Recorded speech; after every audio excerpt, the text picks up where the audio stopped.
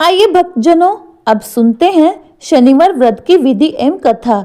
इस दिन शनि की पूजा होती है। काला तिल, काले वस्त्र, तेल, उर्द शनि को बहुत प्रिय है, इसलिए इनके द्वारा शनि की पूजा होती है। शनि की दशा को दूर करने के लिए यह व्रत किया जाता है। शनि स्तोत्र का पाठ भी विशेष लाभदायक सिद्ध होता है। कथा। एक समय सूर्य, चंद्रमा, मंगल, बुध, बृहस्पति, शुक्र, शनि, राहु और केतु इन ग्रहों में आपस में झगड़ा हो गया कि हम सब में सबसे बड़ा कौन है। सब अपने अपने को बड़ा कहते थे। जब आपस में कोई निश्चय न हो सका तो सब आपस में झगड़ते हुए इंद्र के पास गए और कहने लगे कि आप सब देवताओं के राजा हो, इसलिए हमारा न्याय करके बतलाओ कि हम नवग्रहों में सबसे बड़ा कौन है। राजा इंद्र इनका प्रश्न सुनकर घबरा गए। कहने लगे कि मुझ में यह समर्थ नहीं कि जो कि किसी को बड़ा या किसी को छोटा बतलाऊं। मैं अपने मुख से किसी को नहीं कह सकता। हाँ, एक उपाय हो सकता है।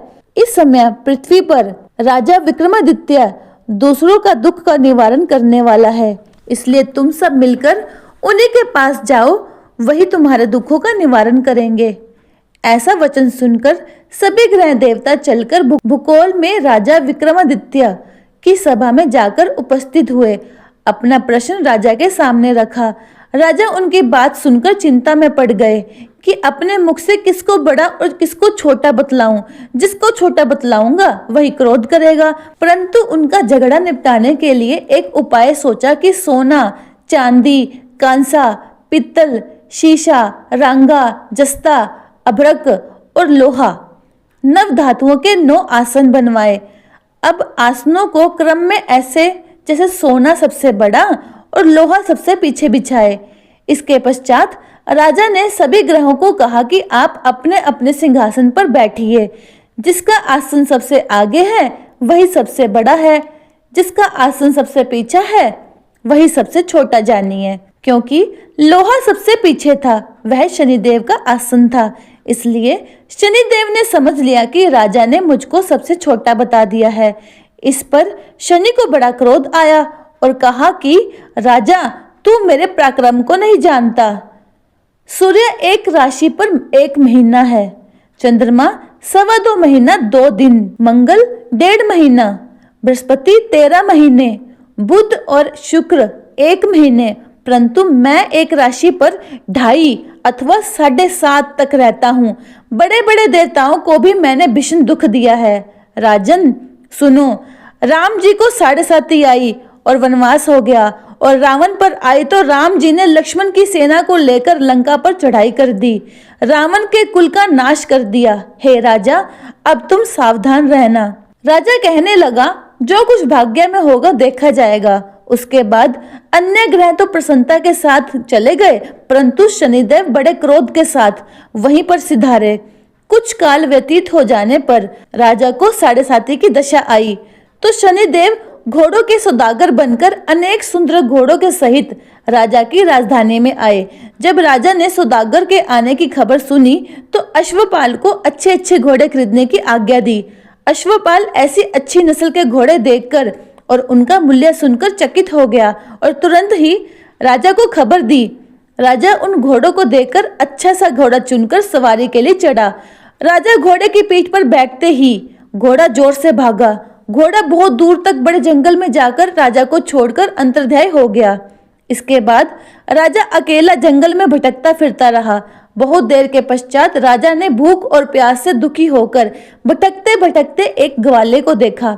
ग्वाले ने राजा को प्यास से व्याकुल देखकर पानी पिलाया। राजा की उंगली में अंगूठी थी, उसे निकालकर प्रसन्नता के साथ ग्वाले को दे दी और शहर की ओर चल पड़ा। राजा शहर में पहुंचकर एक सेठ की दुकान पर जाकर बैठ गया। अपने आप को उज्जैन का रहने वाला तथा अपना नाम वीका बतलाया। सेठ ने उसकी कुलीन मनुष्य समझकर जल और आदि पिलाया।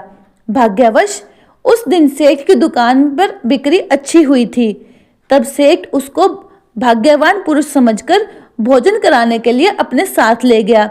भोजन करते समय आश्चर्य की बात देखी गई कि खूंटी पर हार लटक रहा था और वह खूंटी उस हार को निगल रही थी।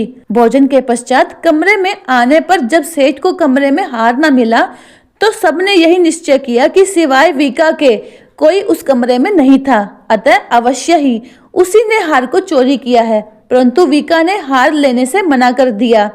इस पर 5-7 आदमी इकट्ठे होकर उसको फौजदार के पास ले गए। फौजदार ने उसको राजा के सामने उपस्थित कर दिया और कहा कि यह आदमी तो भला प्रतीत होता है, चोर मालूम नहीं होता, परंतु सेठ का कहना है कि इसके सिवाय कोई घर में नहीं था, अवश्य ही इसी ने चोरी की है। तब राजा ने आज्ञा दी कि इसके हाथ पैर काटकर चौरंगिया किया जाए। राजा की आज्ञा का तुरंत पालन किया गया। विका के हाथ पैर काट दिए गए। इस प्रकार कुछ काल व्यतीत होने पर एक तेली उसको अपने घर ले आया और कोहलू पर उसके बिठा दिया। विका उस पर बैठा हुआ जबान से बैल हाँकता रहा। शनि की दशा समाप्त हो गई। एक रात को वर्षा ऋतु के समय वह मल्हार राग गाने लगा। उसका गाना सुनकर उसी शहर के राजा की कन्या उस राग पर मोहित हो गई और दासी को खबर लाने के लिए भेजा कि शहर में कौन गा रहा है। दासी सारे शहर में फिरती फिरती क्या देखती है कि तेली के घर में चौरंगिया राग गा रहा है। दासी ने महल में आकर राजकुमारी को वृतांत सुना दिया। बस उसी क्षण राजकुमारी ने अपने मन में यह प्रण कर लिया कि चाहे कुछ भी हो, मैं इस चौरंगिया के साथ ही विवाह करूंगी। प्रातः काल को उठते ही जब दासी ने राजकुमारी को जगाया तो राजकुमारी अनशन व्रत लेकर पड़ी रही। तब दासी ने रानी के पास जाकर राजकुमारी के न उठने का वृतांत कहा। रानी ने तुरंत वहीं आकर राजकुमारी को जगाया और उसके दुख का कारण पूछा तो राजकुमारी ने कहा कि माताजी, मैंने यह प्रण कर लिया है कि तेली के घर में जो चौरंगिया है मैं उसी के साथ विवाह करूंगी। माता ने कहा, पगली, यह क्या बात कर रही हो? तुझको किसी देश के राजा के साथ परणाया जाएगा। कन्या कहने लगी कि माताजी, मैं अपना प्रण कभी नहीं तोड़ूंगी। माता ने चिंतित होकर यह बात राजा को बताई। तब महाराज ने भी आकर यह समझाया कि मैं अभी देश देशांतर में अपने दूत भेजकर सुयोग्य, रूपवान एवं बड़े ही बड़े गुणी राजकुमार के साथ तुम्हारा विवाह करूंगा। ऐसी बात तुमको कभी नहीं विचारनी चाहिए। कन्या ने कहा, पिताजी, मैं अपने प्राण त्याग दूंगी परंतु दूसरे से विवाह नहीं करूंगी। इतना सुनकर राजा को क्रोध आ गया। यदि तेरे भाग्य में ऐसा ही लिखा है तो जैसी तेरी इच्छा वैसा ही कर। राजा ने तेली को बुलाकर कहा कि तेरे घर में जो चौरंगिया है उसके साथ मैं अपनी कन्या का विवाह करना चाहता हूँ। तेली ने कहा कि यह कैसे हो सकता है? कहाँ आप हमारे राजा और कहाँ मैं एक नीच तेली। परंतु राजा ने कहा कि भाग्य लिखे कोई नहीं टाल सकता। अपने घर जाकर विवाह की तैयारी करो। राजा ने उसी समय तोरण और वंदनवार लगाकर अपनी राजकुमारी का विवाह चौरंगिया विक्रमादित्य के साथ कर दिया। रात्रि को जब विक्रमादित्य और राजकुमारी महल में सोए तो आधी रात के समय शनिदेव ने विक्रमादित्य को स्वप्न दिया कि राजा, कहो, मुझको छोटा बताकर तुमने कितना दुख उठाया। राजा ने क्षमा मांगी। शनिदेव ने प्रसन्न होकर विक्रमादित्य को हाथ पैर दे दिए। तब राजा ने कहा, महाराज, मेरी प्रार्थना स्वीकार करे कि जैसा दुख आपने मुझे दिया है ऐसा किसी को न दे। शनिदेव ने कहा कि तुम्हारी प्रार्थना स्वीकार है। जो मनुष्य मेरी कथा सुनेगा या कहेगा उसको मेरी दशा में कभी भी किसी प्रकार का दुख नहीं होगा और जो नित्य ही मेरा ध्यान करेगा या चींटियों को आटा डालेगा उसके सब मनोरथ पूरे होंगे। इतना कहकर शनिदेव अपने धाम चले गए। राजकुमारी की आंख खुली और उसने राजा के हाथ पांव देखे तो आश्चर्य को प्राप्त हुई। उसको देखकर राजा ने अपना समस्त हाल कहा कि मैं उज्जैन का राजा विक्रमादित्य हूँ। यह सुनकर राजकुमारी अत्यंत प्रसन्न हुई। जब उस शेख ने यह सुना तो विक्रमादित्य के पास आया और कहा, राजा विक्रमादित्य के पैरों में गिरकर क्षमा मांगने लगा कि मैंने आप पर चोरी का झूठा दोष लगाया, अतः आप मुझको जो चाहे दंड दें। राजा ने कहा, मुझ पर शनिदेव का कोप था, इसी कारण यह सब दुख मुझको प्राप्त हुआ। इसमें तुम्हारा कोई दोष नहीं है। तुम अपने घर जाकर अपना कार्य करो। सेठ बोला कि मुझे तभी शांति होगी जब आप मेरे घर चलकर प्रीति पूर्वक भोजन करेंगे। राजा ने कहा, जैसी आपकी मर्जी वैसा ही करेंगे। सेठ ने अपने घर जाकर अनेक प्रकार के सुंदर भोजन बनवाए ताकि राजा विक्रमादित्य को प्रीति भोज दिया।